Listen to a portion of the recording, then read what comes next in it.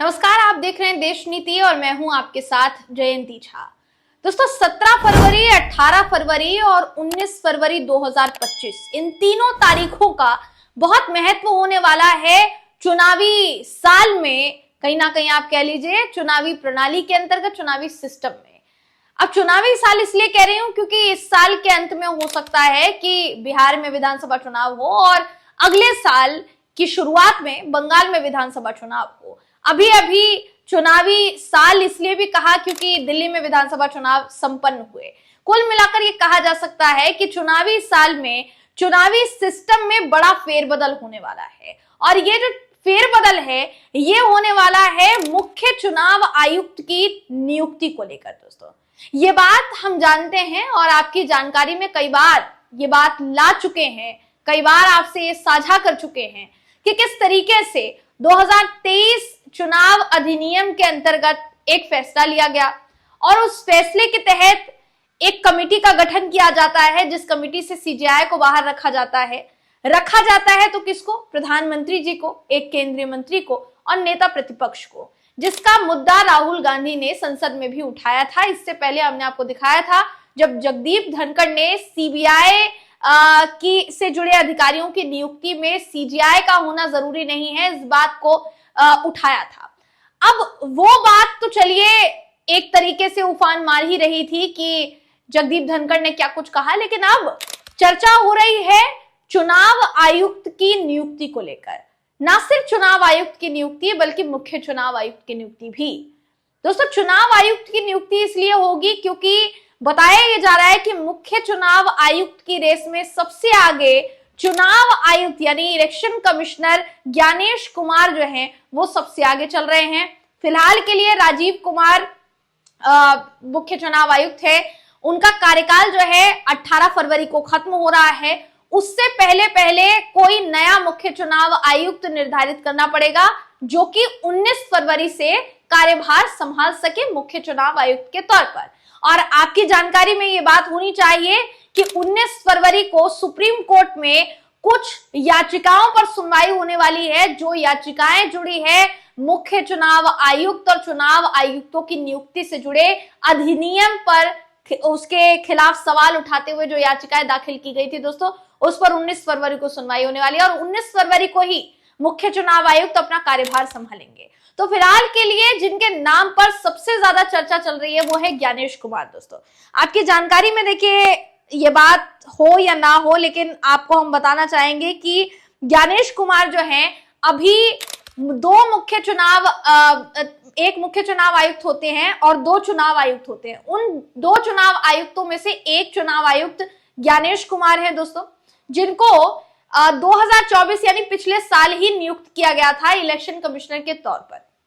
अब उनकी नियुक्ति के बाद उनको मुख्य चुनाव आयुक्त की रेस में इसलिए भी सबसे आगे माना जा रहा है क्योंकि राजीव कुमार के बाद सबसे सीनियर वही हैं। हालांकि ऐसा बताया जा रहा है लगभग 500 के करीब में ऐसे जजेस, माफ कीजिएगा, ऐसे प्रतिनिधियों का नाम निकाला गया है जिनको ये जिम्मेदारी सौंपी जा सकती है, मुख्य चुनाव आयुक्त का जो कार्यभार है वो सौंपा जा सकता है। अब उनमें 5 लोगों को शॉर्टलिस्ट किया जाएगा और उन 5 लोगों में सबसे आगे रेस में अगर कोई दिखाई दे रहा है तो वो ज्ञानेश कुमार है। अब ज्ञानेश कुमार के बारे में उस समय भी सबने बहुत सुना था जिस समय उनको चुनाव आयुक्त की जिम्मेदारी सौंपी जा रही थी, लेकिन क्या आप डिटेल में जानते हैं कि ज्ञानेश कुमार है कौन, उनका बैकग्राउंड क्या रहा है?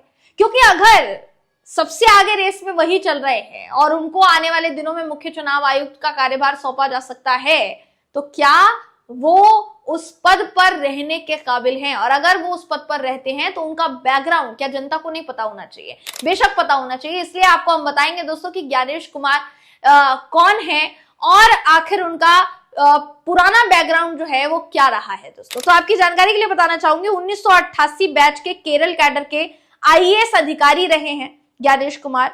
पिछले साल 31 जनवरी को सहकारिता सचिव के पद से वो रिटायर हुए। इससे पहले कहां काम किया है उन्होंने? केंद्र में संसदीय मामलों के सचिव थे। 2019 में अनुच्छेद 370 जब हटाया गया तो उसके दौरान गृह मंत्रालय में एडिशनल सेक्रेटरी के रूप में वो कार्यरत थे, जम्मू कश्मीर पुनर्गठन अधिनियम 2019 को तैयार करने में उन्होंने खास भूमिका निभाई। आगे और सुनिए, यहां तक खत्म नहीं होता उनका कार्यकाल।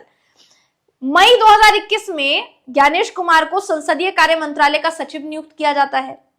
बाद में मई 2022 यानी उसके ही अगले साल केंद्रीय सहकारिता मंत्रालय के सचिव की भूमिका संभाली जाती है, जिसकी देखरेख भी अमित शाह जो है करते हैं। साथ ही उन्होंने संसदीय कार्य मंत्रालय के सचिव का अतिरिक्त प्रभार भी अपने पास रखा है। सहकारिता मंत्रालय में अपने कार्यकाल के दौरान कुमार ने यानी ज्ञानेश कुमार ने बहुराज्य सहकारी समितियां अधिनियम 2023 को लागू करने में खास भूमिका निभाई। कुमार ने यूपीए सरकार के दौरान 2007 से 2012 तक रक्षा मंत्रालय में संयुक्त सचिव के पद पर भी काम किया है। यानी सिर्फ एनडीए की सरकार में ही नहीं बल्कि यूपीए के शासनकाल में भी वो अहम पदों पर विराजित रहे हैं और उन्होंने बहुत काम किया। यानी आप कह सकते हैं दोस्तों, बैकग्राउंड तो इनका बहुत ज्यादा स्ट्रांग है। अब इनको बनाया जाता है कि नहीं, ये देखने वाली बात होगी, लेकिन विरोध इस बात का नहीं है कि मुख्य चुनाव आयुक्त किसको चुना जाएगा।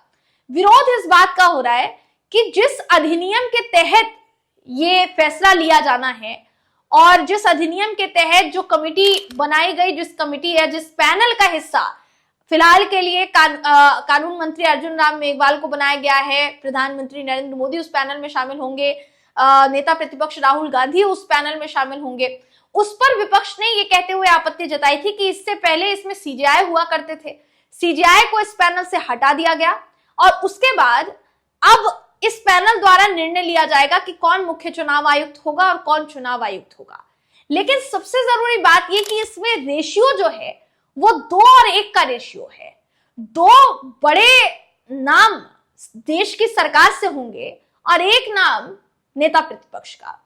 राहुल गांधी यही सवाल पूछते नजर आए थे संसद में कि सीजेआई को क्यों हटाया गया। मैं मीटिंग में जाने के लिए तैयार हूं, मैं मीटिंग में जाऊंगा, जो भी मीटिंग होगी उसमें मैं जाऊंगा, बेशक जाऊंगा, लेकिन मैं फिर से वही पूछता हूं कि मीटिंग में जाने से क्या चर्चा होगी। अगर सीजेआई उस पैनल में शामिल होते तो शायद हो सकता था कि नियुक्ति को लेकर चर्चा होती और बहुत तफ्तीश से चर्चा होती।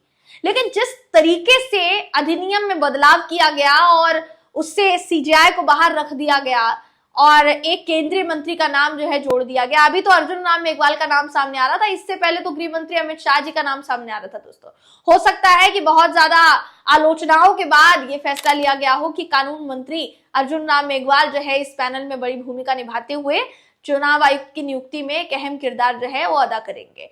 लेकिन सवाल यही उठता है कि 2 और 1 का रेशियो क्यों, इससे सीजेआई को क्यों हटाया गया। हालांकि दोस्तों, भारतीय जनता पार्टी का यह भी कहना होता है कि जिस समय संसद में ये कानून बनाने की पेशकश की जा रही थी, सुप्रीम कोर्ट ने कहा था कि इसको लेकर एक कानून बनाया जाना चाहिए और पैनल में सीजेआई तब तक शामिल होंगे, प्रधानमंत्री शामिल होंगे और नेता प्रतिपक्ष शामिल होंगे। उस समय सीजेआई को शामिल किया गया था, लेकिन बीजेपी का कहना था कि वो सिर्फ और सिर्फ थोड़े ही समय के लिए सीजेआई को शामिल करने के लिए सुप्रीम कोर्ट की तरफ सलाह दी गई थी, जब तक कि कानून नहीं बन जाता। लेकिन अब जब अधिनियम लाकर कानून का जो है फैसला ले लिया गया है, कानून जो है बन चुका है, तो उसके बाद सीजेआई का इसमें शामिल होने का कोई मतलब नहीं होता। तो क्या सीजेआई को जिस तरीके से तवज्जो देते हुए पहले इस पैनल में शामिल किया गया था, क्या इसे कंटिन्यू नहीं किया जा सकता था। दोस्तों, कंटिन्यू भी किया जा सकता था ना। आप सोचिए कि देश की एक सबसे अहम प्रणाली, एक अहम वर्ग, एक अहम क्षेत्र अगर कोई होता है जो पूरे देश की जनता का ख्याल रखता है तो वो है चुनावी प्रणाली। दोस्तों, जिसको सबसे निष्पक्ष, सबसे स्वतंत्र प्रणाली के तौर पर देखा जाता है। लेकिन बीते कुछ सालों में जिस तरीके से ये प्रणाली सवालों के घेरे में आई है, उसके बाद ये सवाल जो उठाए जा रहे हैं कि पैनल में सीजेआई का होना जरूरी था, क्या आपको वो जरूरी नहीं लगता। अभी फिलहाल के लिए तो देखिए ज्ञानेश कुमार का नाम सबसे आगे चल रहा है। 400 कुछ ऐसे और नाम सामने आए जिसमें से सजेस्ट किए गए थे और उसमें से 5 लोगों को शॉर्टलिस्ट किया गया, जिसमें ज्ञानेश कुमार का नाम एक है। लेकिन सवाल यही उठ रहा है कि अगर उनको बनाया जाता है मुख्य चुनाव आयुक्त तो अपने पद की गरिमा को कितना बरकरार रखेंगे, और वहीं दूसरी तरफ जितने सवाल उठ रहे हैं उन सवालों से कितना वो बच पाएंगे।